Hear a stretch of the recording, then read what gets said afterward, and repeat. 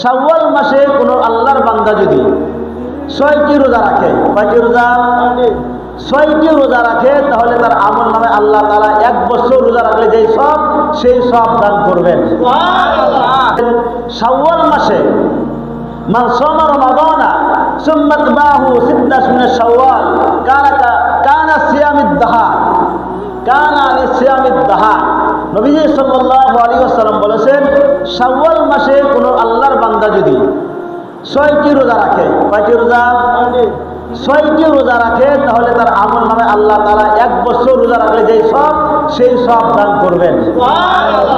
তাহলে আমাদের এখন বোঝার বিষয় হলো, মাহে রমজানের রোজা রাখলাম 30টা সওয়াব পাইলাম, আর শাওয়াল মাসের 6 রোজা রাখলে সারা বছরের সওয়াব, একটু বোঝার বিষয় আছে।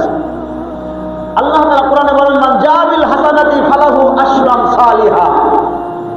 কোন আল্লাহর বান্দা যদি এক ইবাদত করে, একটা আমল করে 10 নেকি, একে কত? 10। একটা রোজা রাখলে 10 দিনের ইবাদত, 10টার রোজা রাখার সওয়াব।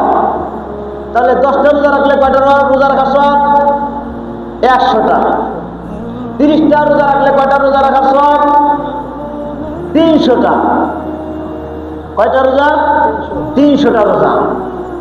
মেরে দোস্ত বুজুর্গ, যে শাওয়াল মাসের 6 রোজা রাখলে, শাওয়াল মাসের 6 রোজা রাখলে কয়টা সওয়াব? 60টা সওয়াব। একে দিয়া 10, একে দিয়া 10। শাওয়াল মাসের 6 রোজা রাখলে কয় সওয়াব? 60 সওয়াব। আর মাহে রমজানের 30 রোজা রাখছি, কয় রোজা রাখছি? 30 রোজায় 300 সওয়াব, 300 রোজা রাখার সওয়াব। আর শাওয়াল মাসের 6 রোজা রাখার দ্বারা 60টা রোজার সওয়াব। এই জন্য মাহে রমজানের 30 রোজা রাখার পরে শাওয়াল মাসের 6 রোজা রাখলে আল্লাহ তাআলা ওই বান্দার আমল নামায় 1 বছর রোজা রাখলে যেই সব, সেই সব দান করবে।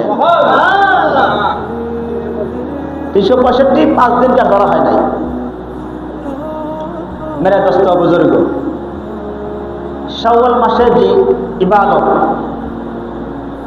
এখন প্রশ্ন জাগে, আমাদের যাদের কাজা হয়ে গেছে, রোজা আমরা অনেকে রাখতে পারি নাই, এই কাজা রোজাকে আগে আদায় করব নাকি শাওয়াল মাসের 6 রোজা আদায় করব? শাওয়াল মাসের রোজার একটা নফল ইবাদত, রাখলে সওয়াব আছে, না রাখলে কোনো গুনাহ নাই। রাখলে সওয়াব আছে, না রাখলে কোনো গুনাহ নাই। বাকি কাজা রোজা, এটা আপনার আমার আদায় করতে হবে। এখন কেউ যদি চায় শাওয়াল মাসের 6 রোজা আমাদের কাজা হয়েছে, শাওয়াল মাসের কাজা রোজা আর রমজানের কাজা রোজা আর শাওয়াল মাসের মাহে রমজানের রোজা আমি একসাথে আদায় করব, নিয়াত করলে আল্লাহ তাআলা এক নিয়াতে 2 গুলি 2 সব দান করে দিবেন। যেমন আমি যখন মসজিদে ঢুকি, একটা হলো দুখুলুল মসজিদ 2 রাকাত নামাজ, আর তাহিয়াতুল ওযু, ওযু করার পরে 2 রাকাত নামাজ। কথা বুঝবেন ভালো করে। একটা হলো দুখুলুল মসজিদ 2 রাকাত নামাজ, আর হলো তাহিয়াতুল ওযু, কয় রাকাত নামাজ? 2 রাকাত নামাজ।